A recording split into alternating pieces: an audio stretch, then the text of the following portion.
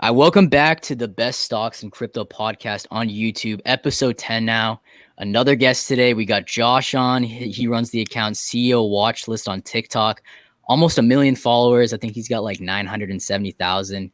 He runs a Discord as well. He's got about 59,000 in that. I actually just joined it like a couple days ago to check it out, and it looks pretty awesome. How you doing, dude? I'm doing great, bro. Thank you so much. Thank you for having me on. I appreciate it, bro. Yeah. So where are you even at? Are you? I think your partner was in like Miami the other day. I think that's what he was saying. Is that where you are too? Yep. Yeah, I live in downtown Miami. I've lived here for like such a short time. Like this whole state. I'm actually from the West Coast. I'm from Oregon, so I grew up, doing things that Oregon people do. So when you come to Miami, where people go to nightclubs until 10, 11 in the morning, and you got all kinds of stuff I've never seen in my whole life. So it's a huge experience. I've been here for probably about like 6 months. It's like a half year, but it's very different. I can tell you're from Oregon because you got that Bass Pro Shops hat on, which is awesome. So what made you want to move out there to Miami?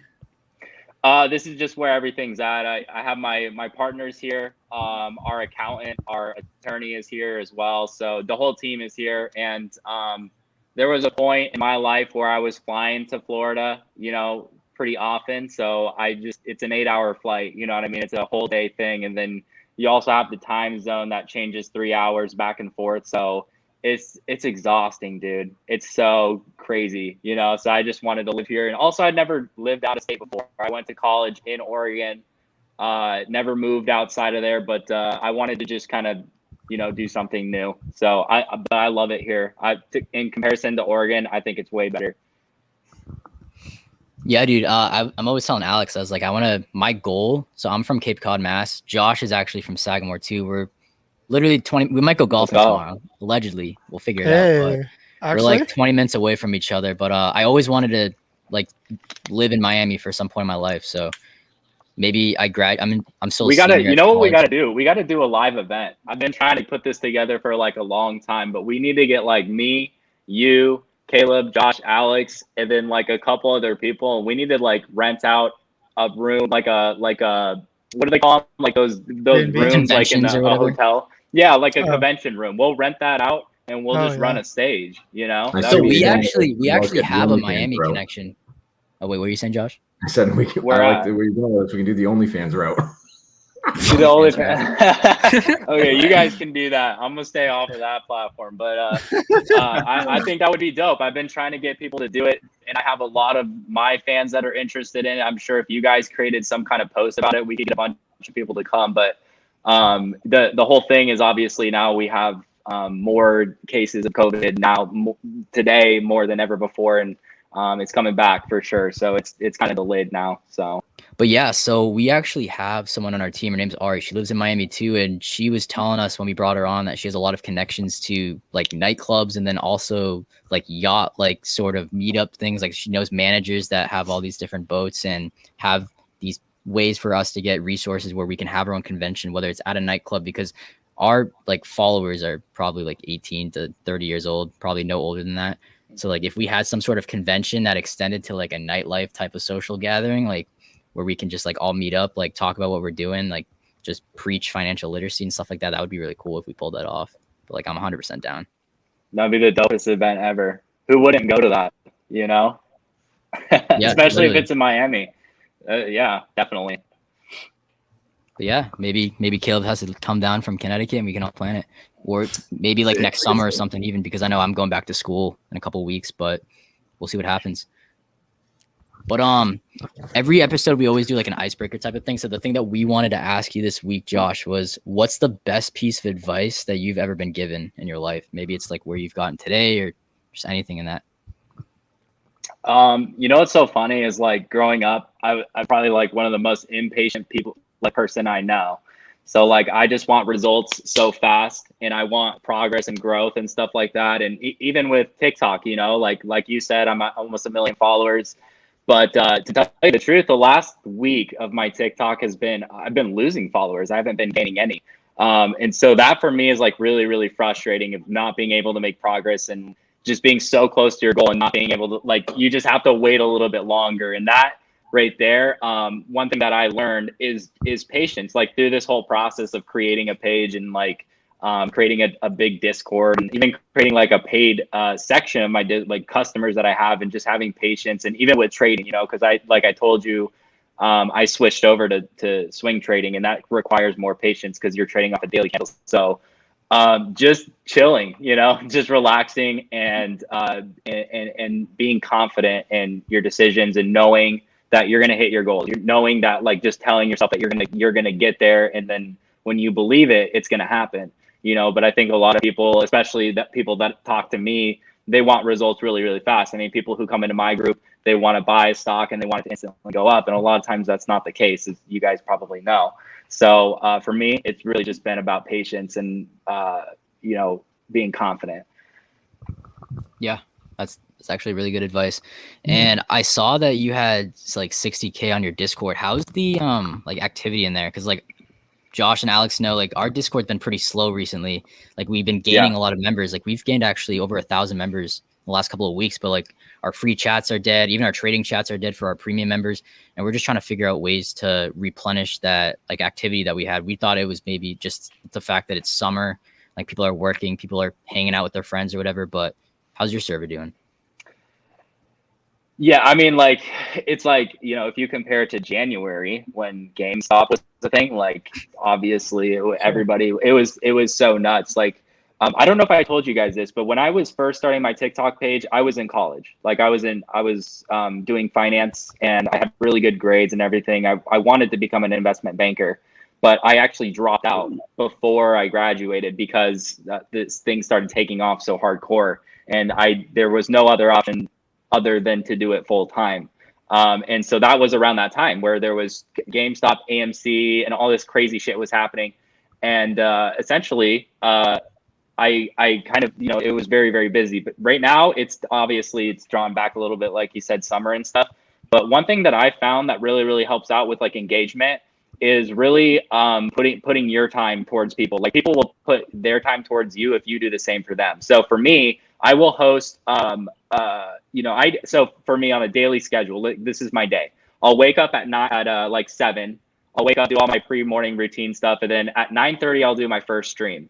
And then at 4 o'clock, when the market closes, I do another stream. And then at 10 o'clock, I do another stream. So I'm doing all of this content for people, whether they pay me or not, you know, because I want to genuinely help them. When they feel like that, they're going to engage, they're going to ask questions and all that stuff. But yes, I definitely noticed that there's a drop in people who are trading right now, because I don't think that it was as popping as it was maybe in January or February.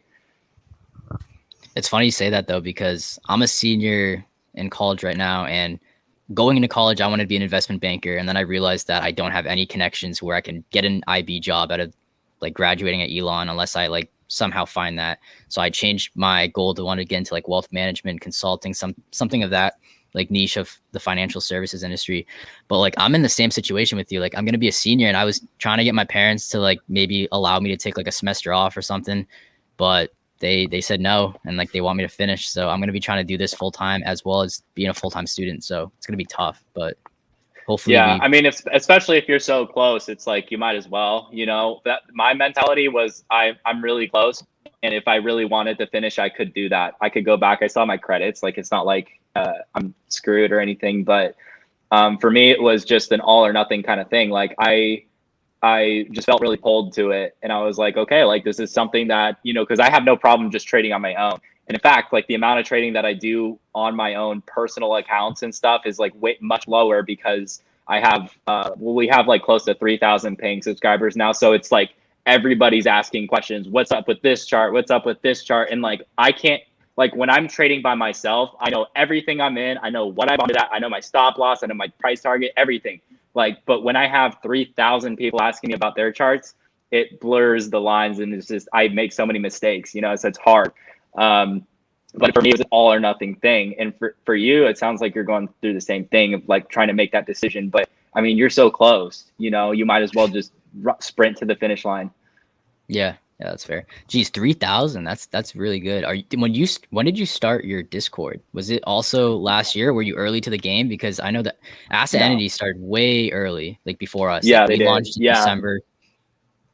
I don't. What's the deal with them? I mean, I know that they have like 50 people that like promote for. I don't even know what the heck that is, but I've seen it and I've tried to reach out to them. They never reply to me, which is funny. But they but they never. I just was so confused about what it was because it seems like just a single Discord that they have a bunch of creators all funneling to the same thing. Is that what it is?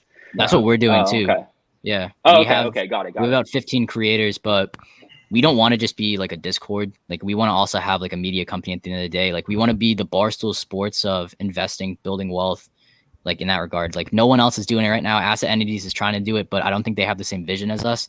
They also have a team of creators, but I know they have 4 like equity owners of Asset Entities, and then they just have a ton of people that are basically affiliates for them. But our affiliates, our creators, we want them to just be representing our company. Like our goal is to get them to do their own podcast on YouTube channel, similar to what Barstool Sports is doing with their creators and their employees. So like the next couple of years, Alex and I are really gonna have to be working hard to achieve that. And yeah. Right. Okay. Gotcha. Yeah. I know that for me, I started like in December. So I've been doing this for probably like a half year, a little more than that, maybe 8 months. So it hasn't been that long at all. I don't feel like, but that's why I tell people, you know, like people who just start following me, even though I already have a large following, like people who come on right now, follow me, like they're still early to the game. Like, I don't think people realize like how big of goals I have for this. Like I'm just at 1 million. Like, that's what I tell people. Like I'm just getting there. Like my goal is like 6-7 million. You know what I mean? And like, I haven't done any growth on Instagram. I haven't even paid for ads. You know what I mean? Everything I've done for my business is all organic. It's all free.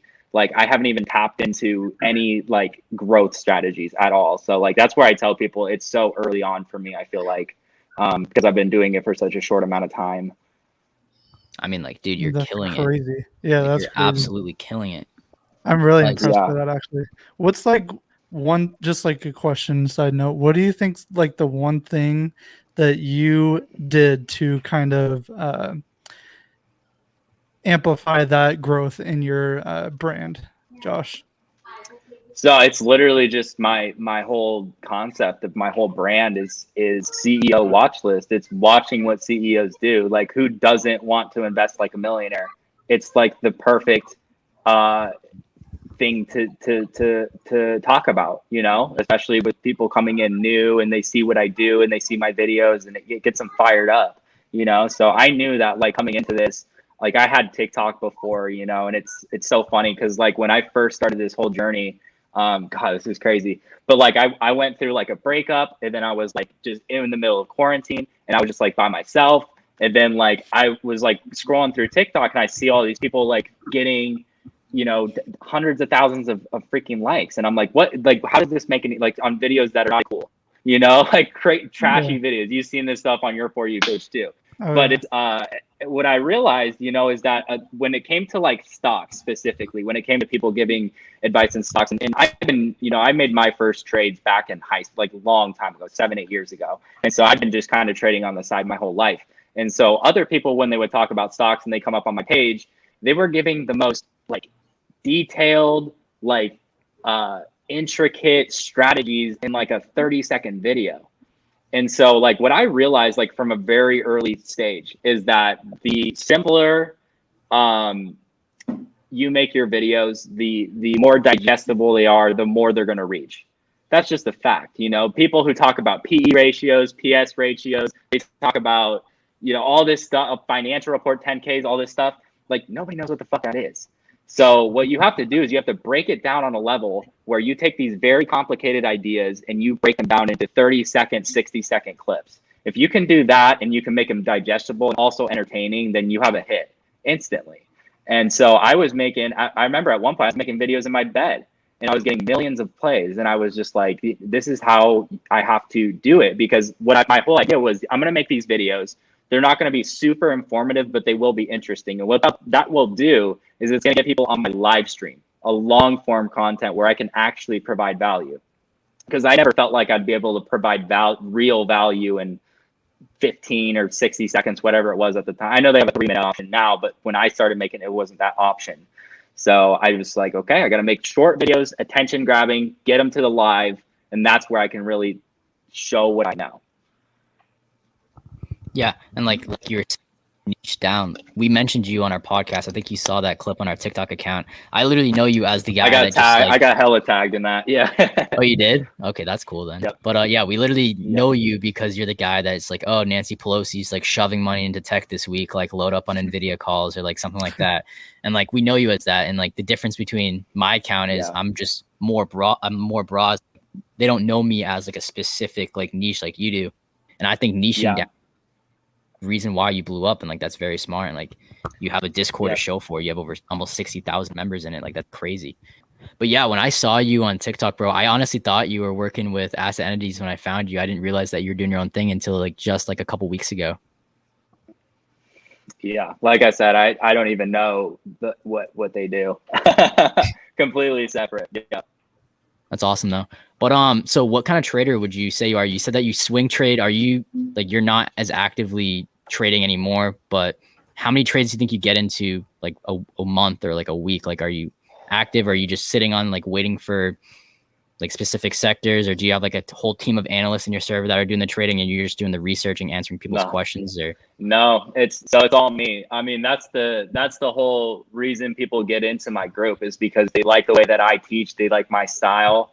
So everything that I do, like I don't give financial advice, right? I'm not here to tell people what to buy or what to sell, but what I do is I equip them with the skills to actually know how to read a chart, or know how to find a buying strategy, or know how to basically put together a plan, right? I just bought literally 5 books yesterday on investing, and every single one of them, the one thing that they had in common is the biggest mistake that a beginner can make is not having a trading plan. Like most people, when they came into the market in January for the GameStop thing, I mean, I don't know about you guys, but I had people who I didn't even know, like personally for me, like you would think that they had no idea what the stock market is, but they called me and they're like, what do you think about GameStop, you know, or AMC? Or you see people like you would never think would invest in their whole life, and now they're investing, right? So it's crazy that it was cool to have all these people coming in, but at the same time, it's just, it was also like the wild, wild west. It was insane. I think like for you were asking about my frequency of my trades. I still okay. So for me, when in my private group, one of the features of being in my group is that you get to watch me trade live. So I still do. I have a couple of different accounts. The one that I use in front of them is separate than the one I use personally. So the one that I use in front of them is it's just like a smaller account. I think it has like $2,500 in it or something like that. I still put in probably about 20 trades a month, so it's still like frequent. That's not bad. I didn't realize that you didn't have any analysts in your server though. Like every Discord in this niche, like we're like we do it too. Like we have like 8 or 10 analysts that do signaling. We have our daily watch list. We have like economic data calendars. We answer questions like throughout the day, but you don't have any analysts in your server. You're literally just providing your knowledge and education and like mentoring essentially to be these people that are paying for your monthly or annual membership. Yeah. And then you know what happens is when you teach them, then they teach each other. So I have a group of basically 3,000 people that I've trained personally hands-on in my private group. And then they go and bounce ideas off of each other and they all get better. I mean, if you go look at the results channel, I provide like a free results channel so you can see what kind of money they're making. And some of these guys are making thousands of dollars in a day. You know, people who've never traded stocks in their whole life, but they understand how to set up the risk. They know how to enter the trade, how to jump on something. They know when to profit take. I mean, that's all the stuff that you can learn, you can teach people, right? Without telling them specifically the decisions that they're supposed to be making. So when you say analysts and stuff like that, giving signals and stuff. So like when I first was really taking this seriously and I was meeting with attorneys and stuff like that, they were very, very adamant about that kind of stuff. And because we want our brand to last for as long as possible. So we make very, very small little mistakes, you know, and anything that we feel like could get us in trouble or anything that could be considered like we could be liable for, right? Like we try to eliminate that. So for me though, that's not a problem because I've never been the type of person that's trying to give somebody answers because that's not going to turn them into good traders. I think what'll turn them into good traders is when they actually do the work, when they actually put in some work ethic and they figure it out and they actually go through, they make mistakes, they learn from it, and then they get back in and they figure out what they do and what they don't do. So I've seen just a lot of improvement from people who've never even traded stocks. That's what's awesome about communities, I think, is just that belonging factor. I think being in a group of people with similar interests really gets your brain moving and gets you on the right path to success, in my opinion. What I've seen in my life in different groups, not just financial groups, but other things as well, has like really got me motivated to do certain things. So that's what's cool about what we do. And you too as well, Josh, is we have that group aspect and gets people interested and on the right path to success. Yeah. Wait, so when you guys have, I just have a question about how you guys run things. When you have like analysts and stuff in the Discord, who are they? Are they like licensed people, or what do they do? So like, for instance, we have Josh, who's just like giving his own opinion. We're basically just transparent with our like personal portfolios of like what we're getting into. We're not telling people to get in, and we're not like essentially telling them when to sell. We're just saying we're getting into this. This is the technical setup we see. This is the volume we see. This is the catalyst we see. We are getting into calls for this.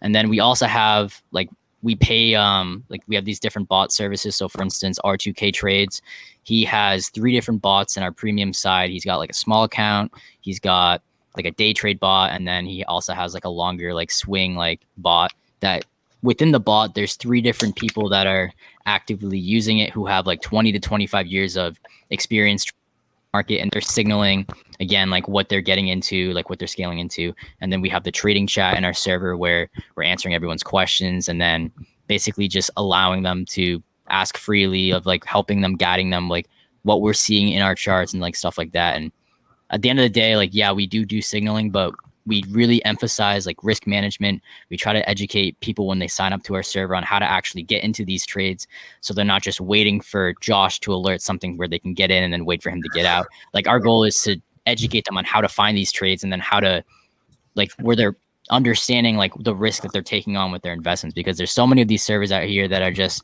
oh yeah, we made 550% today on a Fudu call, like join our server, join our premium. Like, we don't want to do that. Like, we want them to see these signals and then educate them on how to find their own trades to get into from there. Yeah, it's very similar to like what you do, Josh, is like, so you do it live. You said like 3 times, you try to do it 3 times a day, live trade. Essentially, obviously, if we have like 6 people doing it, you can't do it live. So that's our way of doing it live. As soon as I get into something, I will alert it and say, and then what's cool about our community, our premium members can see that. And 99.9% of the time, I get a ton of DMs asking me why, what did I see? Why did I get into it before they even get into it, right? So I'm like, all right, I got into this options contract at $1.35. Then people will start messaging me, hey, why did you pick this ticker? Why did you get into it right now? Why did you like that price range that it was in? So like, it allows us to, start that conversation of teaching them. And then we do have a lot of different members too. I do a little bit of day trading, mostly like 1-day swings. I'm looking at those daily candles. I'm looking at the exact price point during the day where I get a nice cheap contract, right? And it's going to spike up. But then we have guys that do, John's a big yearly swinger, for crying out loud, leaps as we call them. And then we got day trading guys that are literally just in and out. And those guys actually, like R2K does, he'll push people towards his live YouTube when he starts to day trade for a couple hours a day, like you do, and he'll show people, all right, I'm going to get into this. This is why I'm getting into it. Like, and you know what? It's the members pay for our information as far as our insight as to stock trading. And if they want to get into what we're into, that's on them. It's up to them at that point. Yeah, that's the best way to do it. I mean, I've seen people online where they're making trading seem, the thing that here's what pisses me off about social media. All right, let's just talk about this for a second. I hate when people make trading seem easy. Like, I've seen so many people on social media and they make it seem like if you just do this, then you're going to make money. You know what I mean? And it's almost just disrespecting the art of trading, right? Trading it's like an art, right? And it's very calculated. It's very thought out. If you're doing it correctly and consistently, if you're trying to do it professionally, then it's all calculated. It's not random. Whereas a lot of people think it's like gambling. I don't think it's like that at all. I think that there's a small aspect of random chance that's definitely like probabilities that definitely plays a part. You can't deny that. But I think that when people go online and they try to make trading seem easy and that you can make a ton of money. There's this one kid on TikTok, I can't even remember his freaking name. I probably should I not say it?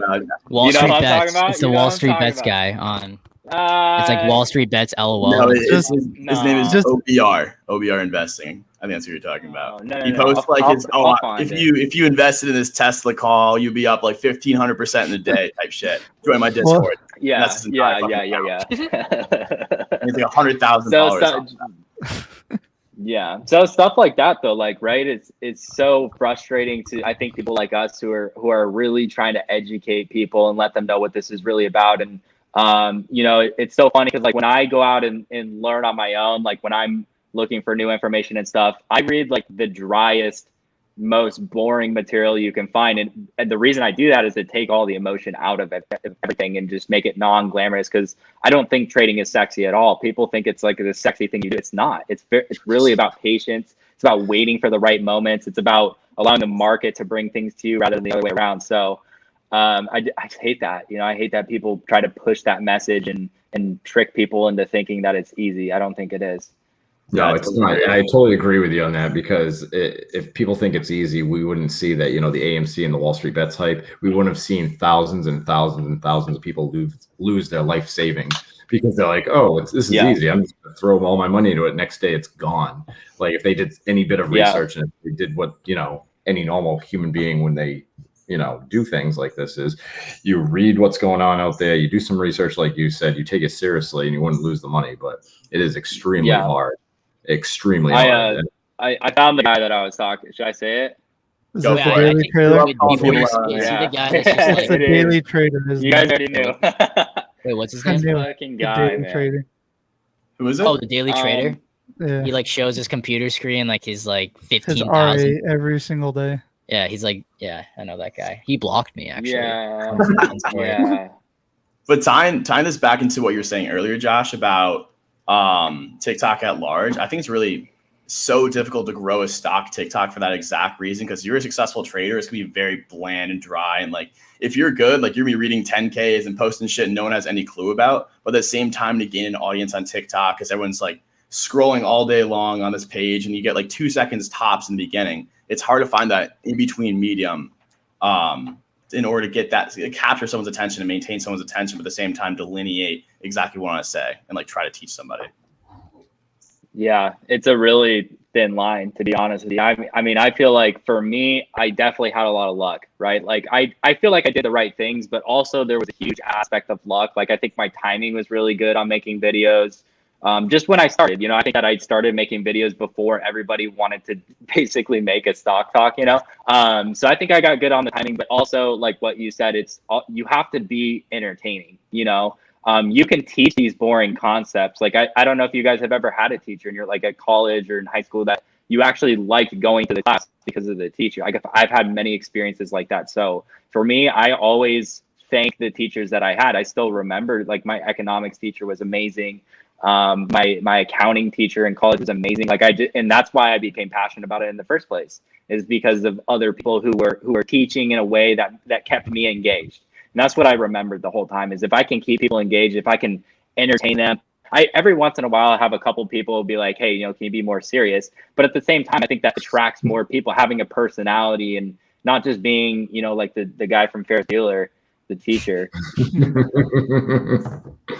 I got a question for you again, bouncing off that. So you've obviously found a lot of success in this niche, in the CEO Watchlist niche. Yeah. How did you stumble upon that? Because I feel like at one point or another, we all like go on like some like data realm and be like, oh, like this is what the hedge funds are investing in. This is what like insiders are. But like, how did you end up like making that video, putting two together, and like it just exploded? It was, I was in college because I was studying finance, and we were doing a paper, and mine was on insider trading. I mean, I am like the biggest conspiracy theory guy of all time. Like I still to this day, last night I stayed up till like probably 5:30, almost 6 in the morning today, because I was watching conspiracy theories about water, like about Dasani water, because I used to drink Dasani water, and apparently it makes you want to drink more water. Yes, I was watching this crazy stuff like all night last. But for me, I've always kind of, I've always read articles about Pelosi. That she did this whole documentary thing and about her visa, the whole visa scandal that happened. And then you think about all these people that sold all their stocks before the coronavirus briefings. You know what I mean? Like just all this sketchy shit. And it's just very, and I think that people really like that too. Controversy and conspiracy, right? Those are two really popular things, I think, just in pop culture in general. It's always has been urban legends, everything like that. So that was just like the perfect mix. I was like, well, this is like, not only am I showing how I'm doing this, but this is like a mysterious element to it. So you see how it's like very intriguing. It's a very intriguing concept. And so when I was studying it in college, I came across this paper. It's a journal. It's an actual research that they did on this of insider trading, where what they did is they took a time period and they would track what CEOs and CFOs and all these executive insiders, corporate insiders were buying, and they found that they outperformed the market every single time. And this was specific to purchasing, not selling. They didn't find that to beat the market, only purchasing. So I tried it. I just bought I think I bought like one share of something. I went on Open Insider. I think I just Googled around for websites that I could see this information, because in that scholarly paper they put, well, you can look at the SEC. They publicly publish all this stuff. And so I knew that since we have the internet, there's probably a way to see that. So I found a website, and I think I watched a couple of tutorials how to use it, and I was like, well, this is dope. So I looked at all these trades, and some of these trades that I found were up over 200%, and just crazy. So I was just like, this is absolutely insane. This is the most mind-breaking thing I've ever seen. And so same thing with government people, it's like people selling their stocks before all this stuff goes down, or people buying things. Like I know that Nancy just bought these Google calls and right before or some, I can't remember what it was. I think it was Microsoft accepted some contract. Amazon. It's always something like right before, you know what I mean? It's always so coincidental that it's just, is it really? So that's the question Amazon. That people ask when they watch my videos. Yeah. That's awesome. She bought Amazon at like 3,000 and it ran to 3,600 like a day later. Yeah. I wonder if she's still, the only thing that I never know is like when they sell it, so it's like, did she take a 7% hit? I don't know. No, she got out. She got out of it right after 3,600, like literally the day before it started its pullback. And then she got into puts the day before too. It started going down. It's like she sold and then bought puts on it. And she is the biggest insider trader. It's not actually her though. It's probably her No, it's her fall guy. It's her accountant. Yeah. Josh said this on Caleb said this on a podcast like a while ago. Weren't you like, why are these like government officials or just people with a lot of money that work for the government are allowed to invest? Because that's what I've said. Because they make the policies, like they know what's going up. They know what's like renewable energy. Like we were saying in the last podcast that 2% of cars driving on the road right now are electrical vehicles. And we know that that's the future. For all we know, they've been hammering like Tesla calls since like 2018, knowing that we're going to get to this transition and paradigm shift, I guess, for driving. So like, why are they allowed to invest in the stock market when they move the markets? Yeah, when they're the market, exactly why, man. I'll tell you exactly why. It's because they make the laws. So why the fuck would they change the laws where they can't insider trade anymore? Exactly. It's the same with their pay cuts. They decide their own salary. That's like in the Constitution, like the 27th Amendment. That's like, why would they have the incentive not to in the end? See, my thing, like to fix that when I run for president in 3 years is going to be all right. Politicians, the House of Representatives, congressmen, whatever the case may be, you can pick one. You can either trade how you do now, which is insider trading, and you can keep all your profits and all this crap, or you can get a salary, but you have to pick one. One's got to go. Well, they already get a salary. What do you mean? The stocks. Yeah, so exactly. And then our taxes go down, so now we don't have to pay their salary. Boom. Fixed it.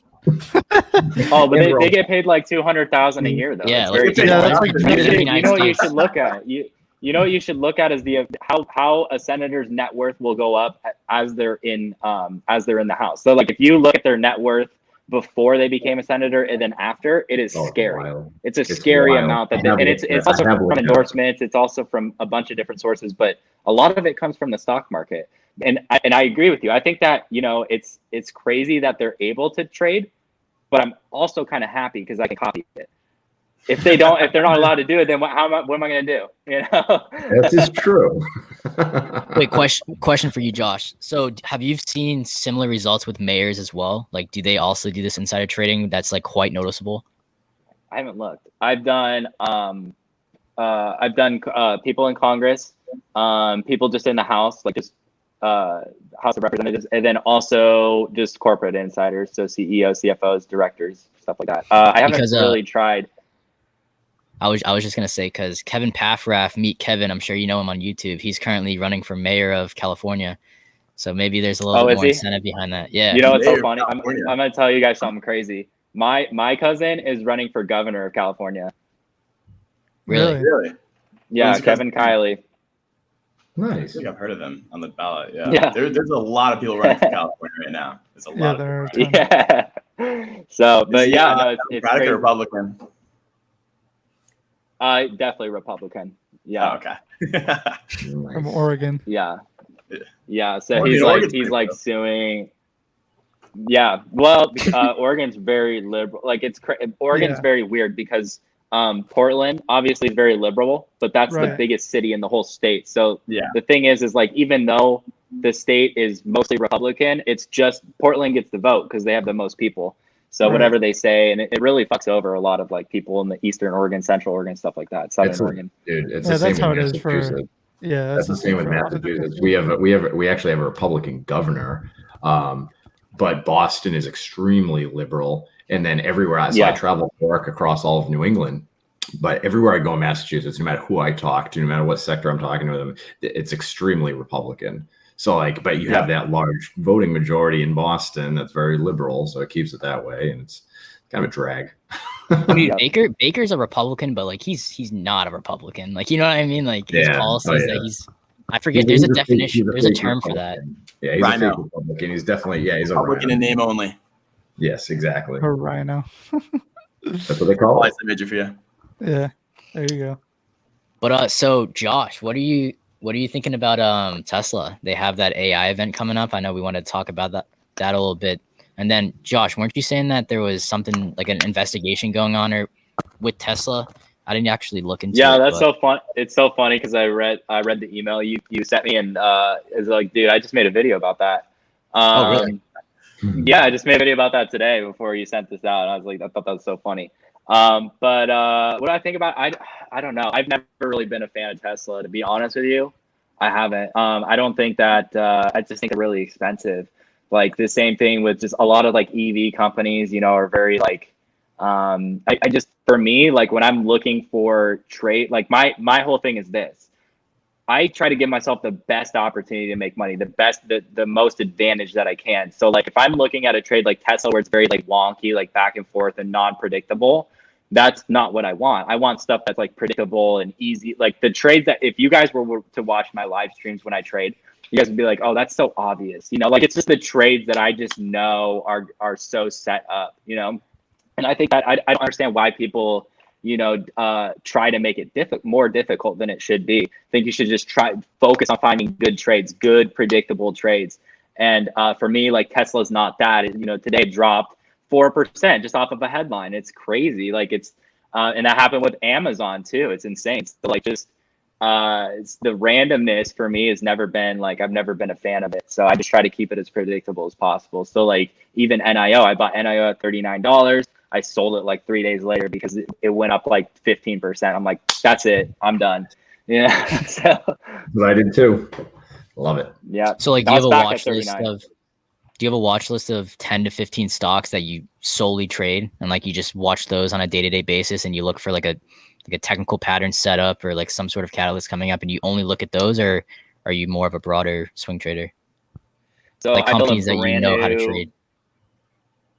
Yeah, I think there's a few of those, but also I'm not like married to anything. Like I'm willing to be like, I'm very adaptable, right? Like I said, like my whole strategy is to allow the market to tell me what to do. It's never the other way around. Like I try to be a very good listener and a good observer and say, okay, this is what's happening. This is what it's telling me to do. That's what I'm going to do. So whether that's, maybe that might be on Tesla and I'll trade it. There's never anything that I'm not willing to do if the market's saying you should do it. So for me though, I build a brand new watch list every single day. So when the market opens, I go through, I run some scans in front of my customers. Are called pro members. So I run it in front of all the pro members, and they see how I set up my watch list for the day. And like I have a set of anywhere from 8 to 12 trades I'm watching throughout the day. And then if I see something set up, so yeah, I'm watching for basically maybe there's a breakout or there's a bounce or there's like some pattern, right? That's setting up, and I'm just looking to trade it. And when that breakout happens, I don't ever trigger a trade until the actual pattern starts to play out. Whereas some people do it early to capture a little more profit. I don't think it's worth it.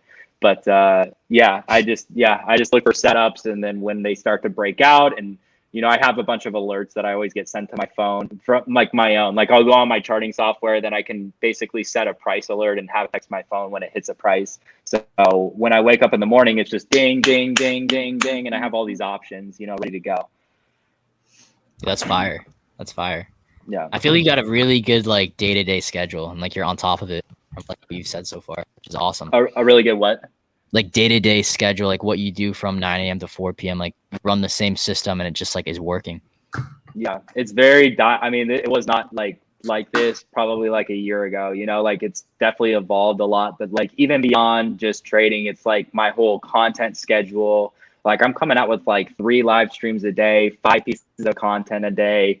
And then I'm taking care of 3,000 customers, like it's so crazy, so it's like and that's what makes, and it's so hard because I'm here in Miami, right? And I'm with someone right now, but like when I first got here, I couldn't even date anyone, because I'm so busy and I couldn't even go out and do anything. But now it's like I'm so dialed in and I know everything I'm going to be doing for the day. I know my whole week planned out right now, there's no surprises or anything. So it's just really one thing. That's another thing I found is that the more organization you have, the more professional you are, the more dialed in you are, like the better results you're going to get, the faster you're going to get them. Speaking on that, Josh, so I feel like having such a structured schedule, at least for me, results in like a massive burnout at some point. So have you ever found yourself in like a deep rut, and how have you kind of lifted yourself out of it to get you back on track? Honestly, dude, I don't even feel like that. I feel like Really? It doesn't even feel like work. I love what I do. Like I love making it. Like I wouldn't be doing this if I had 1,000 followers. You know what I mean? Like I just love putting out videos. I'm obviously very thankful that a lot of people watch them, but like, even if I didn't, I would still be doing this. And I've been, so like lucky to have like a really good audience and people who like love like, I don't have people that just watch me. I have people who like every video you're going to see the same person comment, like the same person who's going to share, like the same like real fans, like people who really fuck with you. So that's the crazy part, but it definitely, for me, like, it's never really like, I wish there was more time in the day, to be honest with you. I think we all do. Awesome. Yeah, dude, I feel that though with TikTok, like doing those live streams, like the last month, I think I have over 31,000 hours on TikTok live, and I just like doing it. Like it's fun. Like I'm slowly building that community like you were talking about. Like when I started going live, I have like 10, 15 people, but now I see regular faces every day asking the same questions. I know this one guy, Alan, if you're watching this, like every single time I go live, he asks me for like my quant update. Like I just have like the same people coming in every single day. And like, it's pretty cool. Like at the same time. Yeah. I know exactly. Yeah, dude. And it's crazy because I'll tell you this right now, the live streams blew me up. Like those are the one thing, because like think about like when people are like scrolling through TikTok and they see like something interesting, like they see a video about me saying like, oh, shout out to this person, they bought this, I did it too, I made money, like exciting videos, and then they see I'm live and they're like, well, wait, what is this guy doing? And they click on me and then they see I'm talking about candles, how they operate. This candle is way more high demand in this price, but like they're like have their minds blown, so like when you can provide a lot of value on your live streams and you keep them engaged, right? That's the other big thing is like I'm always telling people to comment. I'm always telling people to like type a 1 if you guys are understanding. Let me know if this makes sense. All this like really getting a bunch of, because when you go on someone's live stream and there's nobody talking, you're gonna scroll, right? Yeah, so you need a bunch of so that's the thing is you got to keep them engaged. But I'm telling you right now, the live stream will blow you up. Like if you have some real stuff to say, it will blow you up. 100%. Yeah. But yeah, so back to Tesla. I just want to say one thing. I just wanted to hear your guys' opinion on it. the main takeaway that I got from this AI event is that they're going to emphasize that they want to be considered a robotics company instead of an EV. I was just wondering what your guys' thoughts were about that, because that's just pretty intriguing to me. I think at least with where we're going with AI and where we're going with just the crazy advancement with technology and what you think there is in store for Tesla. I know you don't like it because you think it's overvalued, which is pretty fair. We've seen it run like 1,200% over the last 2 years.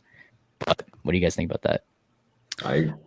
I wonder if Tesla's going to be selling their program and their software stuff to other people. That's kind of where I think Tesla's going to be going with their software, is they're going to start selling that to other companies and they'll be using it for self-driving. I think that's the first thing that's going to happen, is they're going to sell that software to companies like Lyft or Uber or something, and they're just going to start pushing that as hard as possible, getting autonomous driving in those like no driver vehicles.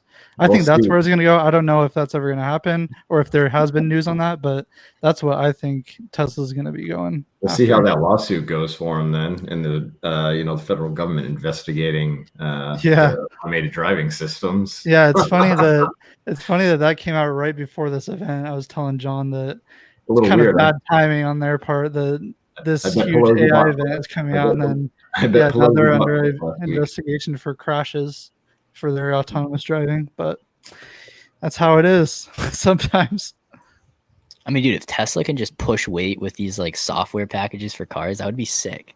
I think that would be actually crazy. Honestly. I didn't even think about that. I know what they want to do with their newer cars is, I'm not sure if you know this, Josh, but they have the self-driving car and they're going to eventually have this like sort of taxi service that you can do passively if you own a Tesla to wipe out Uber, where if you're not driving your car, you can literally have it self-drive for itself and you can like rent it out or like have people like do ride sharing with it without you even being there. Like it's insane like where they're going with their technology. Like that's just astounding to think about. Like for one thing, just being in the car, not driving and having it drive for yourself is one thing, but having it literally just work a 9 to 5 for you when you're not at your car and just like making you passive income is insane. I see. The only thing I think about that one is like that's going to work great for until like someone drives it and then or they send it out for the their 9 to 5 driving shift and it doesn't come back, and when they find it, it has no tires and rims and no hood and no doors on it and no interior. All the interior is gone. Like it'll work out great.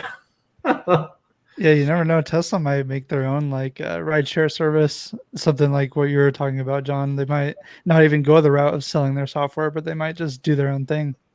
I don't know.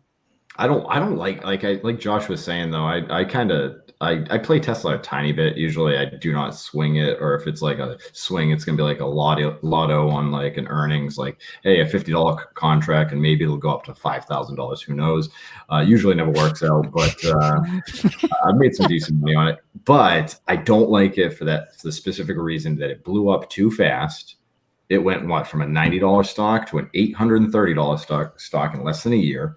And then it's just shot up and down, up and like it's just crazy all over the place. One day it'll gain $50. Next day it's down 25. Like it's insane. So I tend to stay away from it as well. I'm not a huge fan. It is like every day though, it's like the most traded stock, I want to say, like in the options chain. It's got like the most premium spent like every single day when I look at it. Yeah, so it's SPY and Apple are the top two. SPY, Apple, and Tesla. That's why, like Josh, you're one of your favorite. If you said you like consistency, how you like SPY, just straight this way. Well, here's what's really interesting is like seeing all these things breaking into all-time highs and whatnot. One of the main like things that I look at pretty much every day. It's a indicator that's really specific to the charting software that I have, but it's an indicator that will tell you the percentage of stocks in the total market that are trading above their 200-day moving average. And right now it's like really like close to under 50%. So, and this has been declining. It was like at 80% in the beginning of the year. Now it's like declining, like more as time goes on, there's less and less stocks participating in that. So that's the thing So that's the thing that scares me a little bit is that how stable is that, right? Is if there's less and less stocks that are contributing to those all-time highs, then that's the thing, because normally when it's a healthy market, you'll see that closer to 75-80%. Yeah, That's actually really good to know. It's yeah, it's a classic flight to safety. I mean, we started seeing this, what was it, back in February, right, with all the small caps just getting demolished, which are continuing to this day. But I've actually been pretty concerned about this for a while. I mean, it's also correlated with like bond yields and the 10-2 just dropping to the floor. It's shitting on Michael Berry, as he should. And it's getting to the point where, I mean, Josh, you probably know this. You majored in finance. A 10-2 inversion usually is a telltale signal of a recession on the way. And it's, with current trajectory, it's looking kind of scary in that sense. And I've been looking at that very closely. But for me, it's like, how is like Microsoft, Google, all these like big blue chips? Like, I mean, you could say Apple too, but Apple hasn't been running as much. Facebook, they've all been just running. Like Microsoft's up like, or Google's at like 50% this year, like YTD. Like that's insane. I mean, I was listening to a podcast and someone was like, oh, maybe it's because like a life-changing event happened with the pandemic. And everyone's like, oh, I should start investing. So throw money into big chips.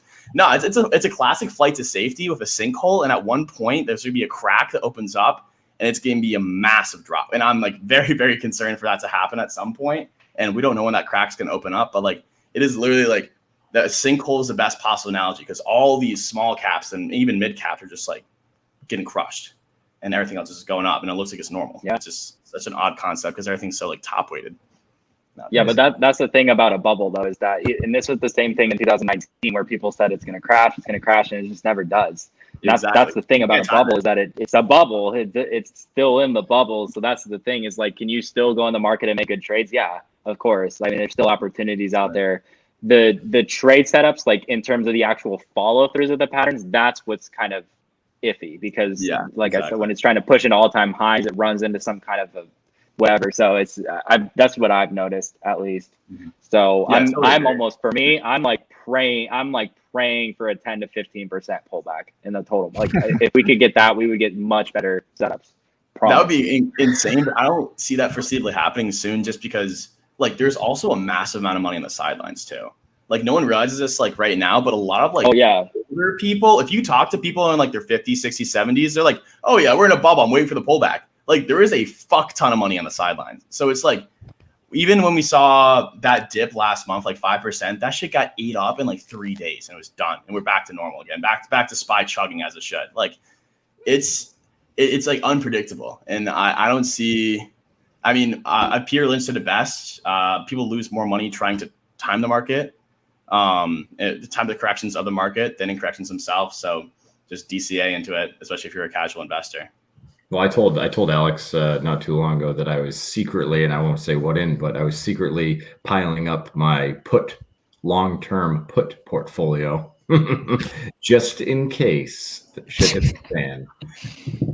So I'm a Super Bowl. I think if it goes up, it can keep going up, and that's like the bright side, right? The grass is going to keep getting greener and greener, but I also have a realistic side where I'm kind of with you. Like, I kind of do want it to explode a little bit and pull back 15, 20, 30, 40%, something 40. Crazy. 40%. I don't care. Huge percentages go down. Actually, the bigger, the better. Maybe go down with COVID. Hey, I need my puts to print in like 6 months. They're gonna have to change the average of how they say the S&P 500 increases like 7% or something like that every year. You have to like change it to like 15. It's been like 14% for the last decade now. Yeah, I know. That's like ridiculous. Crazy.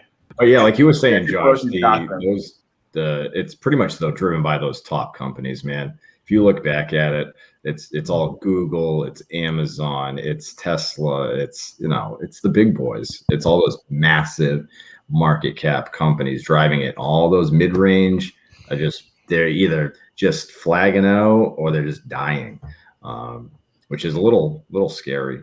It honestly is. Like if anything was to scare me, that is when you start seeing those 200 SMAs stocks going down and just slowly the percentages going down. I look at stuff like that too, Josh. That's one of the indicators, one of my not alerts, but whatever you want to call it. Yeah, alerts. I'll say that I look at every morning. I'll pull up that list and I'll just start looking at them. I also like to see as soon as the market opens, put to call ratios too. That's on my daily, I guess. But a lot of them are long term and the flow coming in and out, and see what the dates are on them. And it's crazy the amount of like puts that are on some pretty high end stuff right now.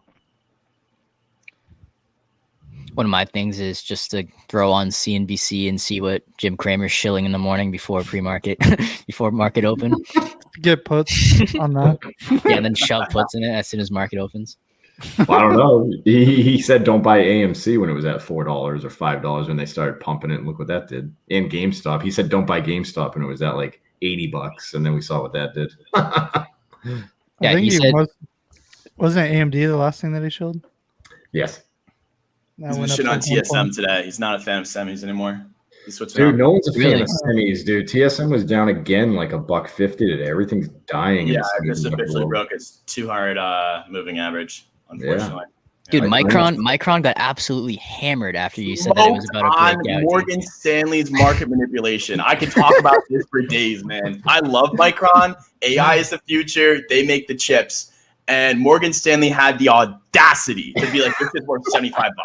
Are you fucking kidding me? Are you kidding me? Any reasonable analyst is like, oh, this is like worth like, I mean, we were between like maybe like 110 to 130. They said 75. Like either this guy's paid off so they can fucking buy these shares dumb cheap, or like this guy's an idiot and need to be fired. Like that. That's I can go on this for hours. I'm not gonna we're gonna have to put a subtitle of Morgan Stanley sucks dick again. Classic JP Morgan and Morgan Stanley just constantly manipulating markets and getting away with it. That's like when like middest of the like coronavirus or whatever, Penn was at it bottomed at $5. I think it ran to 15 within like 2 weeks. And I forget what analyst it was. I think it was Jeffries. Some like suit at Jeffries says that Penn was worth like $10, and then it ran from 15 to like $140 within like a year. And then Dave Portnoy just does not shut up about it on the internet. It's so funny. He tags this same suit like every other week, being like, oh, like remember when like you said that? And he has like a champagne bottle like of his name on it, and he like popped it open when it hit $100 like to celebrate like his loss or whatever. Like it's so funny, dude. That's so funny. I mean, all analysts have their own agenda in the end. There are no better stock pickers than everyone on this call, quite frankly. I don't give a fuck that you've been in the industry for 10 years. Like, there's a lot of times you're paid off to say a certain fucking opinion. I mean, I agree with that. They probably just want to buy it low. That's exactly what it is. Exactly. Micron's a great company. Yeah. Yeah, all those analyst reports, honestly, they kind of remind me of like a lot of most Discords, right? Even ours, you know, when people ask me questions, like I'm just giving my personal opinion. Hey, what's your price target? I don't know. I'm in it at $90. I think I'm going to sell around 120, maybe, you know. That's pretty much all those freaking analysts are doing anyways. They're giving their opinion, hoping it gets to that's their price target to buy essentially, or that's their price target to sell. That's all it is. It's a little more than that, but yeah. Well, they're manipulating. They're trying to manipulate the stock. They're trying to. It boils down to subjective opinions, which are always never correct. I mean, we're human, like we're not robots, correct. And we can't predict the market. So it's like you can only give your own opinion in the end. So yeah, I totally agree. Are any of you guys watching the retail sector this week? Because we have a lot of earnings coming up. I know. Let me pull up the list real quick. We have the earnings calendar in our Discord every single week. We got Walmart, we got Home Depot, Target, Macy's, Kohl's. So what are you guys thinking about those? Foot Locker's on Friday morning. Yeah, we got massive flow on Foot Locker this week. Yeah. By the time we post this episode, it's going to be long gone, so no one's going to even care really. But oh yeah, I just realized we'll be a week ahead. Oops. So I guess this segment should be, how did the earnings do of Walmart, Home Depot, Target, Macy's, and Kohl's? Yeah, we have no idea. And your interest, Josh, are you looking at any like equities in retail this week for the earnings, or do you play through earnings, or do you just wait for the earnings reports to come out and then see what happens? Like, what's your strategy with just earnings week for a specific sector stocks? That's so funny because I was literally going to say, you guys are going to hate me for this. I don't ever play earnings. I think they're way too risky. I mean, you look at, you know, there's only a handful of companies around this quarter that have given out bad reports, you know, and a lot of those stocks have reacted in a bad way, especially like the finance stocks, or you look at like, you know, Apple, even like anything like that had good, amazing sales report. Facebook had good earnings, but just completely killed the stock, right? And that's one thing that I tell people, my members a lot, is like a lot of people are like, well, I'm in it before earnings. And I'm like, why? Because maybe it might go up, but also there's a huge chance that it could also go down and completely kill all your progress. I mean, I think that people don't really realize. I think that people think that earnings is good, and you get good earnings, it means you're going to have good stocks. But that's not true. That's very far from the truth. Like I've seen it so many. I've been in so many situations where I used to play earnings, right? I don't do it anymore. So I think that for me, like all these retail stocks, when they come out with their earnings, I'll see what they are. I'm not interested, but what I do is I usually wait about 2 business days after the earnings to have it cool down. I call it like a cool down period, when all the volatility is kind of gone. All the people have kind of, I let everybody else take on the risk essentially. Then I come back in about 2 weeks or 2 days later. Yeah. So, I mean, Walmart looks good though. I like Walmart a lot. Yeah. Yeah, I was referring more to like a long-term like aspect. Like I know Walmart is like probably a good long-term hold to have, but yeah, for swing trading, I used to play earnings. I know in our Discord a while ago, we had that one Snapchat earning call that just absolutely ripped. I think Josh is the only one in here that plays earnings. Yeah, he's the only one that does it. Like Josh, we're on the same page as you. We're on the same page as you, Josh, the other Josh, CEO Watchlist, in that we don't like playing earnings unless your name is Josh D. Yeah, Josh. Yeah, he plays earnings sometimes, but like we don't. Yeah, I mean, some people get really like have success. It's the same thing with like day trade. Like I don't day trade, right? But it doesn't mean other people don't have success doing it. Like it's very case by case, right? For me, I've never had good luck with earnings. Same way where I've never had good luck trading Alibaba or Boeing. Like those are 2 stocks I literally never trade. It's just like bad luck for me. I just always stay out of it. You know you guys know what I'm talking about? There's like certain stocks that you're superstitious about. I hate those. Dude, I cannot believe you named both those stocks, because both of those stocks are on my do not touch list. I think I've got Boeing you're in down. a good position on Alibaba, and their fucking CEO goes missing, and you're like, what the hell? You know what I mean? Like, what? Did you sell Baba before that like 30% run up after Ma was missing? For no reason. Me? No, I've never owned it. I mean, no, I have owned it, but I just have always had. I mean, it was never with anything like that. I've just always had. I'm like superstitious, like I said, or like I watch conspiracies and stuff. I literally have like conspiracies against certain stocks where I feel like every time I buy it, it causes it to go down. So I just like, I know it's always not true, but I feel like that with a couple of stocks. And so for me, it's always just trying to make myself feel like I have a good position. I never feel good in those 2 stocks. So Boeing, Alibaba are both on my do not touch list anymore because of that exact reason. I've tried to, play the technicals, do the research, do everything, no matter how good I am and no matter how I see it playing out, even on like a fucking 15-minute candle, it never works. So I was like, you know what, done with that. Apple has now landed after last 2 weeks ago into that category as well. It's very unpredictable, even though it's kind of, I guess for long term, it's great. I actually do like Apple, but for short swing trades, absolutely not. And your do touch list is what? Fudu and Fastly. Fudu, Fastly, Snap. I'll play all those. Like I'll play all the big boys too. I'll play Apple, Tesla, Google, Shopify. You name it. I'll play them. That's just crazy that you said. That freaks me out actually. That you said BA and Alibaba.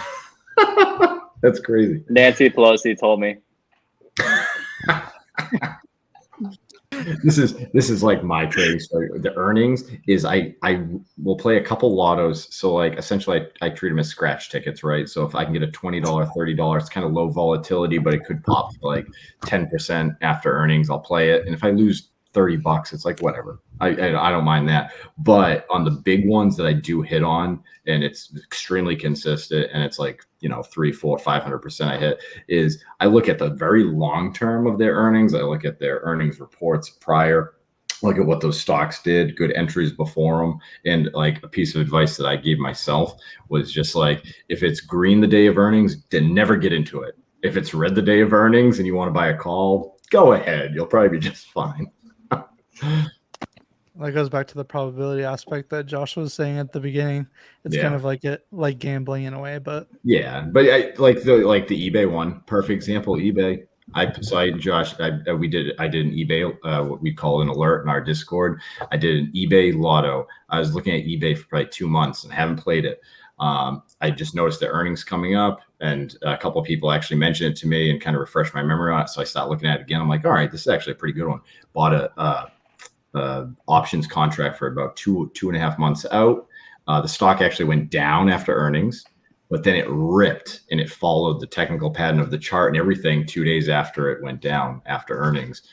So yeah, we could have got in, I could have got in cheaper the day after earnings, but either way, it still worked out very well because it did actually follow the pattern. So it was a good long-term investment.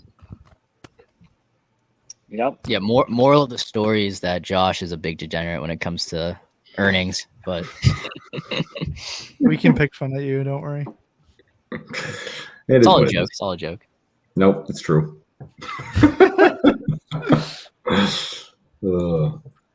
But Josh, I just wanted to. We are a stocks and crypto podcast. Do you hold any crypto, or are you looking at any specific crypto projects that draw your interest? Like recently, after we saw Bitcoin go from 60 to like 30K, so there's a lot of buying opportunities the last couple of months, and now we're finally seeing an uptrend again. Yeah. I mean, nothing that we didn't expect, right? Like, I think people kind of knew that was going to I mean, obviously people who are newer were freaked out and stuff. I mean, even me, like just watching the market and seeing it drop like that, it's never like fun, especially when you're so in the moment. There's always like that part of your brain that's like, doesn't know if it's going to go up. Like now that we're here, it's like, oh, well, duh, but like in that moment, it's so much more intense. For me, I obviously get this question a lot about crypto because I rarely talk about it. And I don't trade it. I don't have any, I don't own any. I think that right now it's just a little bit expensive. Like, I think that it's just kind of speculative for me. It's something that, for me, and I tell this to people all the time, everybody's going to find their own trading style. For me, it's been stocks. I've done options, I've done futures, I've done, even day trading, right? I've done different styles. And what I landed on, what I specialize in, and I feel the most comfortable and confident doing is swing trading stocks. That's it. But when I'm teaching people and stuff, they can apply all the stuff I'm teaching to anything they want. Crypto actually turns out to chart really well. Same thing with options and stuff like that. Like, you can use the same basics and the fundamentals and apply that anywhere you want to. But in terms of crypto, if it were to go back to 29, like, fuck it, maybe get some or whatever. I just never had it. I've never like honestly considered it until we see cities like Miami are accepting Bitcoin now. These are actual big institutes, like, it's being adopted. I think it's dumb long term not to be involved. I think that it's just, obviously it's like getting into the internet in before the .com boom. Like, and people never thought that, AT&T would be what it was today, or Apple would be what it is today. And it's just being that kind of new age person and believing in the brand new thing that's coming out. The big question though is like, which one? I think that's like the tricky part. I don't think anybody doubts that crypto is going to be big and be a part of our culture. It's just, which one are we going to adopt and make official? Yeah, I think you hit the nail on the head on that one, is which one. I think right now everybody is playing the roulette game with their money of, hey, which one's going to be that, or a couple that are going to be the next big thing in 5, 10, 20 years from now. A lot of people are saying Bitcoin, essentially just because it's the highest priced right now, right? A lot of people are saying Ethereum, it's the next most stable one. But who knows? It could be Dogecoin.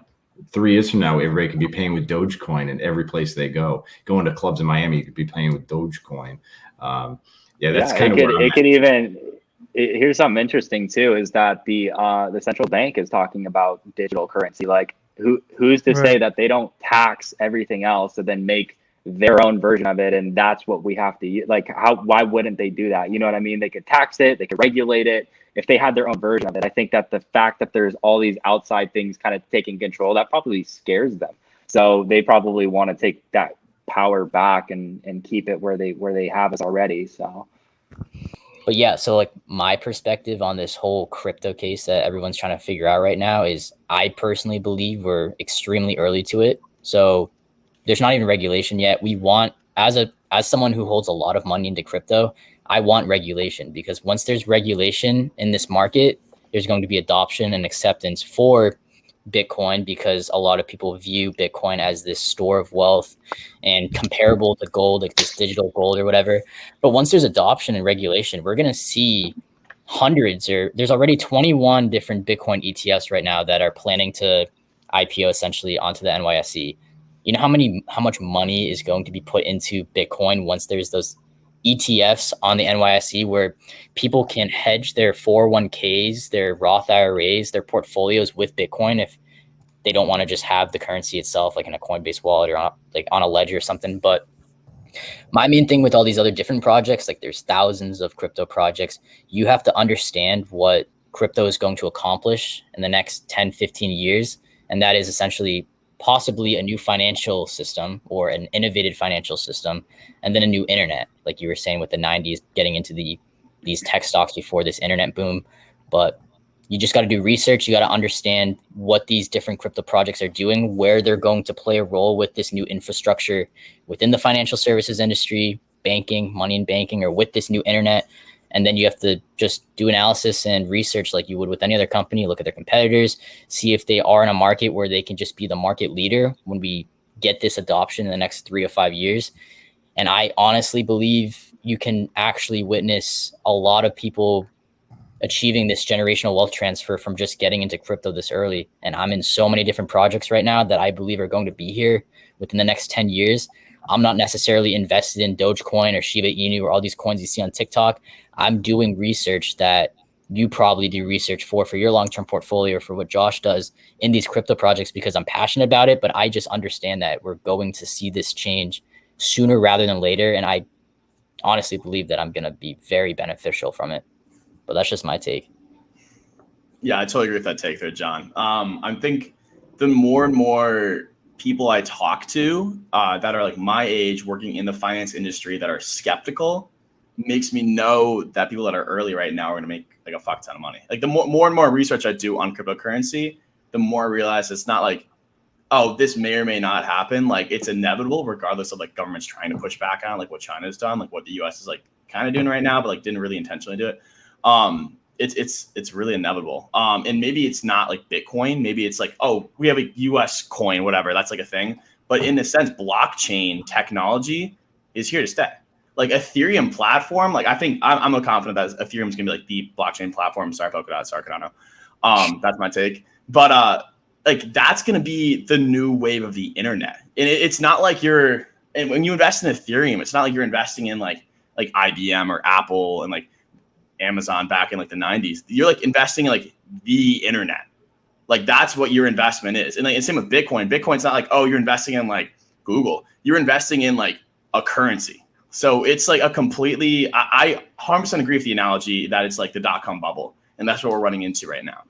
But it's completely different. It's comparing apples and oranges in a sense, is that it's almost uncomparable. Like something like the graph, like sure you can compare like that to like, I don't know, Apple, because it's like built on top of the internet, Ethereum. But in a sense, it's a lot easier to even think about it because like you're diversified if you're betting on something like Ethereum because you're betting on the platform at large to succeed in blockchain technology at large. So I think the risk reward is beyond there. And as you were saying earlier, Josh, like the money isn't here yet. Like the money's not going to flow in. And I think we talked about this last week. The money's not going to flow in until 401ks and like pension funds and retirements can invest. And once that happens, the exact same way with the market, how the market stays like in this permanent upward trajectory with dollar cost averaging from these pension funds and like these 401ks and retirements, that exact same shit's going to start with like crypto. And I cannot wait to see it. And I know everyone is early. 100%, dude. I 100% agree. And like that's the thing. Like you were saying that Ethereum example on how it's this new internet. People don't realize how big Ethereum is, and it's literally going to be putting its toes in every single freaking industry ever created. Like they're going to be the internet. We're going to see. One of the big arguments I was making about Ethereum that not many people talk about is that just from holding Ethereum through these DAOs, decentralized autonomous organizations, what they run through their smart contracts, we obviously know that cash is going away in the next 5 to 10 years, and there's going to be some sort of internet money that replaces it. But how is that going to impact like industries such as real estate? Having cash in the real estate market is the biggest way to have a competitive advantage. If you want to buy a property today, you have to either pay fully in cash or you have to pay 20% over asking and then a certain amount with cash deals. And like that's what differentiates you from these people that don't have money and are taking these FHA loans. Like they're not getting offers. Like the people that are paying in cash are winning these houses and these real estate, like in Texas, Florida, Massachusetts, houses are selling every 5 seconds. Ethereum is going to replace cash and people are going to be buying properties with Ethereum or with Bitcoin. and just holding that. Like, that's just one thing. And then with the internet thing that Caleb was talking about, like, yeah, Ethereum is going to be this Web 3.0 like internet infrastructure outtaking Web 2.0. Well, you're going to need other crypto projects that run on this blockchain technology that are going to infrastruct it. So for instance, Chainlink, it's bringing the real world data onto the blockchain. Then you have the Graph, GRT, they're like Google essentially of this internet that's going to be indexing that data, taking that real world data off the blockchain back to the people that are using it. But there's just so much like information that you can just do research on in crypto, and no one's doing it yet. Until there's regulation, people are going to be opening their eyes to it. But we're literally in like the 2% of like this change. Like the entire crypto market's $2 trillion. Apple is a $2 trillion company. People think that Bitcoin's going to hit $10 trillion. That's 5x what the current crypto market is. Like, we're so early. We're so early. I can't emphasize it enough. It's exciting. It really is. For me, like, I know we were talking about like that. We can say the project. It's like, there's a project me and John were like looking at where it's like space exploration, AI, and cloud computing.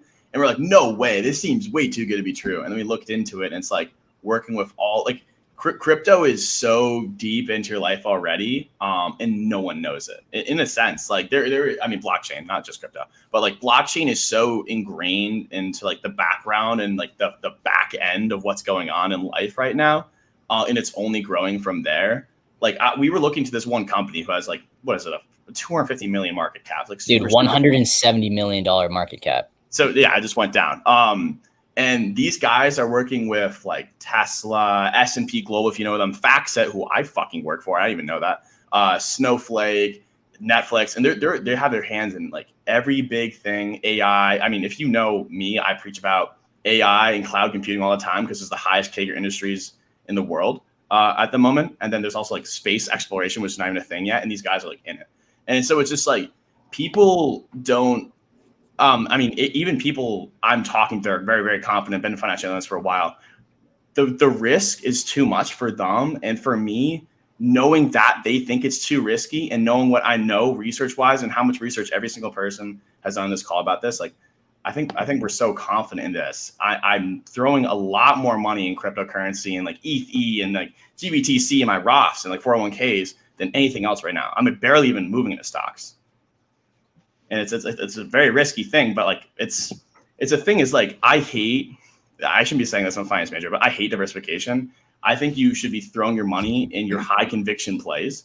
And that's how you beat the market. And this, for me, this industry is a high conviction play. 100%. And I get a lot of shit because I run a Discord community that is basically surrounded by stocks. I'm not investing, like I'm not trading, because I just understand that I have a way better opportunity of generating a lot more unrealized gains if I put it into crypto. And like, Alex, I want to like make our like Discord server like very heavy on crypto too. We got to figure out a way to do that so there's both sides going back and forth. I think that would be massive for our server. But I'm just not putting money into equities right now. Like we were saying, SPY is just straightly going up, but we're surrounding all-time highs. We don't know when this I forget what the analogy that Caleb said, like the sinkhole. Yeah, the sinkhole is going to happen, but I don't know, man. Like, I'm very bullish on Q4 for crypto. That's where we're going to start seeing these Bitcoin ETFs come into the NYSE, whether there's regulation or not. There's 21 that have already been like listed to get approval. There's one Ethereum one already, only one Ethereum. ETH, baby. There's probably going to be a lot more, and I'm just waiting. I can assure you that we're going to have a completely different crypto market in the next 2 to 3 months. Totally agree.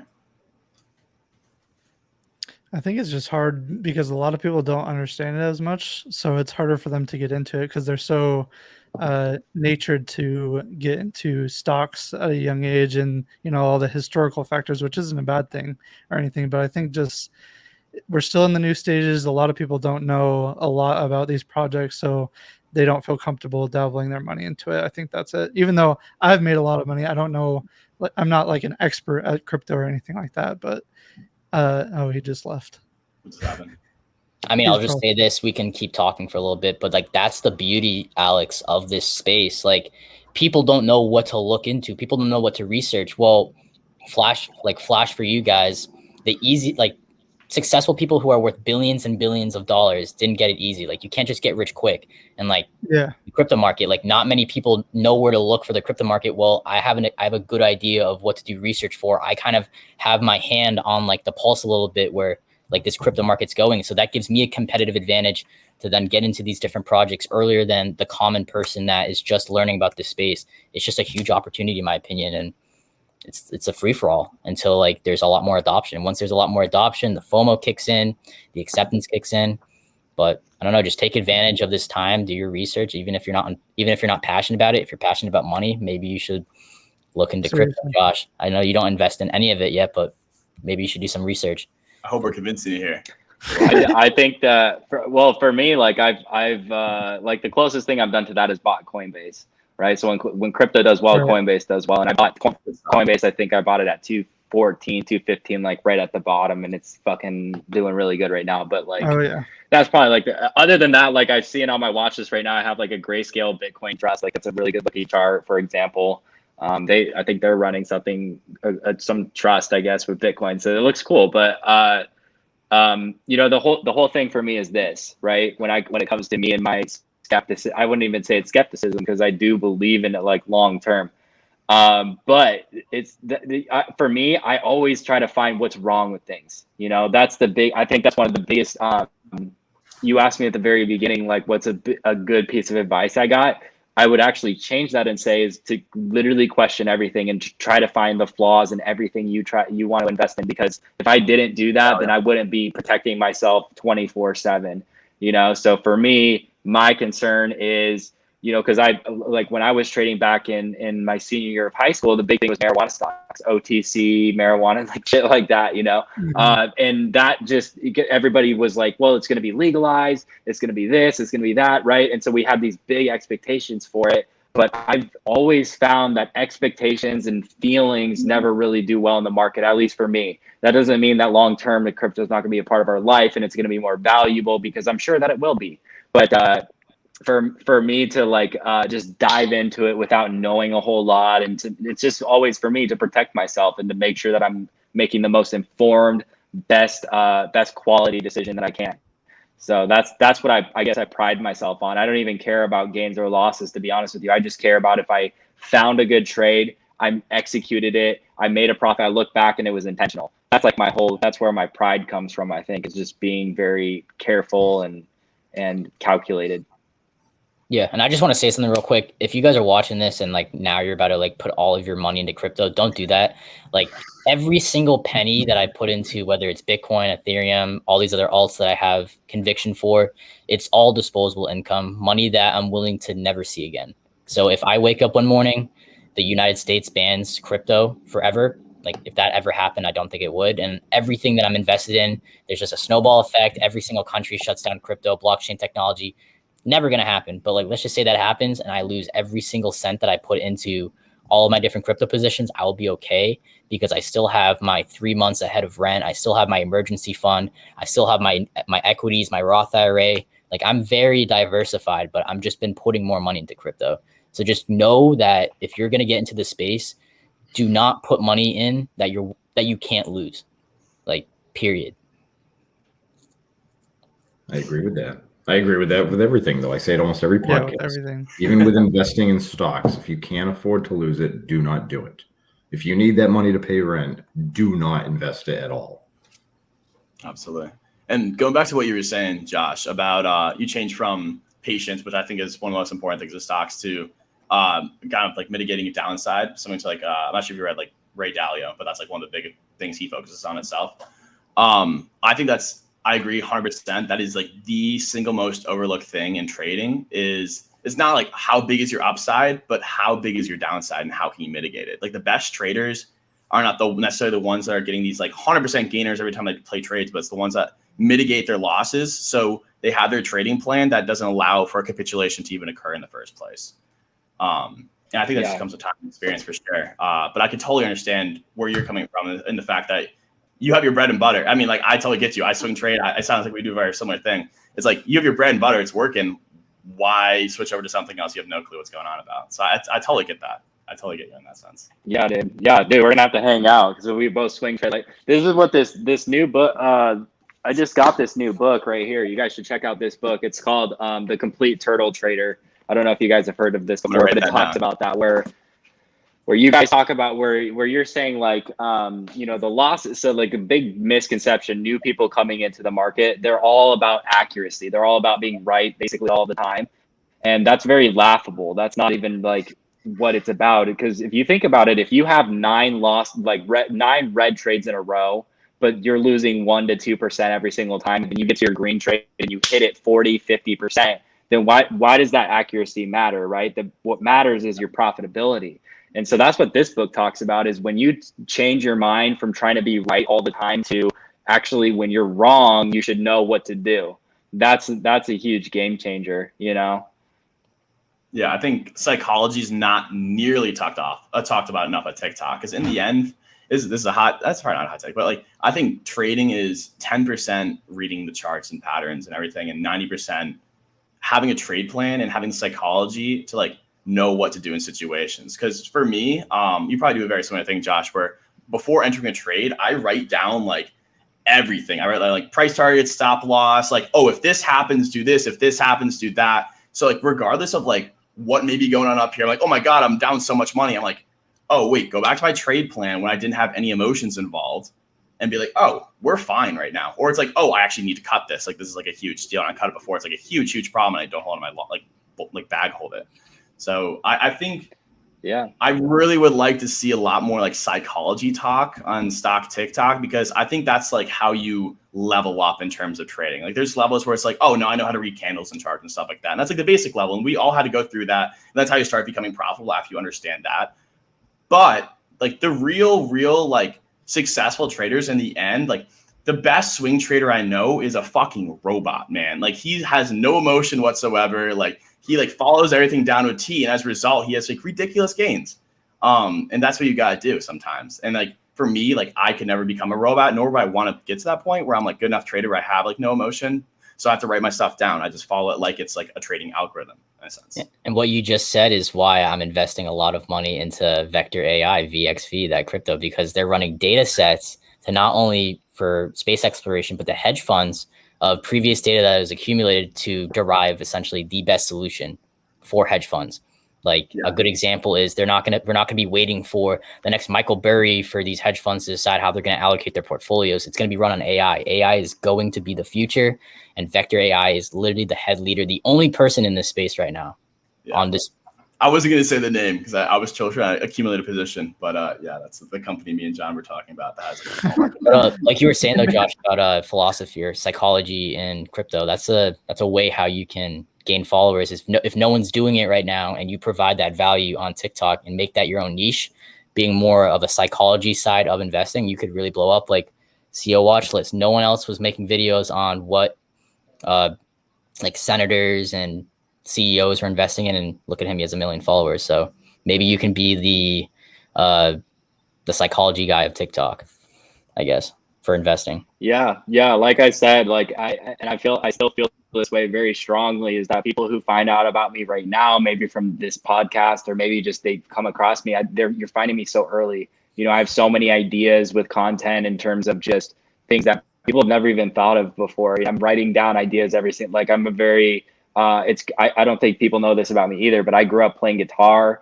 and piano and drums, and I was drawing all the time. Like I have really good handwriting, like all this, the quirky stuff that you never expect, but like I grew up like a very creative person. And so I just always have these ideas in my head. I'm just like, that sounds like a good idea for a video. And that's why I like doing this, you know, because I've always loved making videos and making content and stuff like that. And I've always wanted an audience, but I've never, you know, obviously you got to hit that right. You know, you got to have 1 million ideas and only one of them needs to work. But when you find that idea, you just got to run. I mean, look at that guy on TikTok right now. He dresses up like the goddamn Joker, and he runs around New York City singing the same thing every time, but it works. You know, he's got 1 million followers too. And he's done that in 2 months.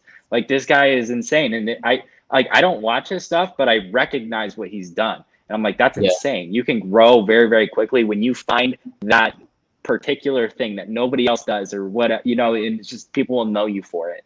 So I think it's kind of it's a little bit of a formula. It's a little bit of luck, but when you get both of them at the same time, it's insane, you know? And just like your trades, like you always back test. Like Caleb, there's no Naval on TikTok yet for investing. So, dude, no one can ever be Naval. I'm not sure if you know this guy is Josh. Me and I think it was 3 podcasts ago. Me and this guy named the Average Investor we had on.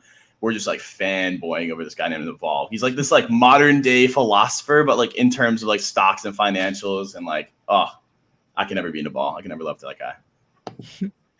Yeah, that's dope. I mean, I love like watching different people. I mean, I don't watch other people. This is gonna sound like really shitty, but I don't watch anybody else on TikTok because I think it kind of like distorts the way I would make videos. Like there's people that I look up to. Like there's like authors. I'll read books. I'll learn. I even have my own stock coach that I hire, that teaches me new stuff all the time. Like I'm always learning, you know what I mean? It's not like, I feel like people come up to me for answers all the time, but which I have a lot of insight. I have a lot of stuff I can provide, but at the end of the day, like I'm always learning too. Like I'm pushing, work day. Like right now, guys, I'm working 7 days a week, like on my business and stuff like that. Like it's growing very quickly. So I'm working minimum, probably like 12 hours a day, 7 days a week. Like it's a lot of work, but like I said, I don't mind it too much. It's just like, but there's always like more to learn. There's so much information out there. There's so much interesting stuff that you can consume. And like right now, I just found a new strategy and I'm testing it now in front of my audience. I'm showing them how I test something new and implement new things. So I just think there's never really like a shortage of people you can consume and stuff. And I also think that's a problem for a lot of people where they get too much information. They just fuck themselves over. They're too confused. They don't do anything now, so that's kind of an issue. I feel like sometimes. Yeah, I totally agree on that. Actually, I want to like go back to what you're talking about in your last point with so I actually come from a very, very similar background from you. What it sounds like I grew up like playing piano, guitar. I was like very artistic. Obviously, I know this. I had like pretty bad ADHD. So I have like a whole massive list of ideas, and I'm always trying to like do certain stuff and never necessarily stick on it for too long, but it's like I stick with it at the same time. But I'm also been like very artistic. I have like a Redbubble and Etsy store. And for me, what really was intriguing of stocks was the idea of charting. In my opinion, is such an art form and it's so underappreciated. Yeah, I love it. It's so artistic, man. I mean, it hasn't worked out yet, but when I charted TSM like a month ago, I was like, wow, this is like a Picasso I should fucking put in the museum. And it didn't work out. I mean, I was right there with you, man, on that TSM one. I freaking looked at I looked at it separately from you. You didn't even mention it. And me and you both were like we're both looking at TSM. I fucking love that stock. And then it ate shit. But yeah, man, it really is an art form. It's really cool how you can like hone in on your own craft. And like, in a sense, like, it's not perfect. I think when we all joined as like a beginning investor, we're like, oh, we need to draw this line perfectly. We need to have the price levels like exactly the same where it doesn't count as support. And now it's like, no, it's like so much more like intricate and complicated. And like, there's so much, it's a convoluted in a sense. And you have to read between the lines, and only like a true trader with like all this, like we're, as you said, we're all growing. Like the whole reason about this podcast I love is that we're all so young, we're all learning, and we're giving our experience to someone else as we grow, in a sense. And it's the same way with the stock market, where it's like I'm growing. I can see my own progress because I'm charting things different as I used to before. And it's like as an artist grows as well, like they draw and they go through different phases, and they're like, oh, like Picasso was like blue phase. It was like, oh, I'm going through my descending wedge phase right now. It's like it's really cool to see. It's really cool to see. Yeah, dude, the last like 2 months you keep pointing out wedges to me when we're like talking about like charts and stuff. It's mad funny.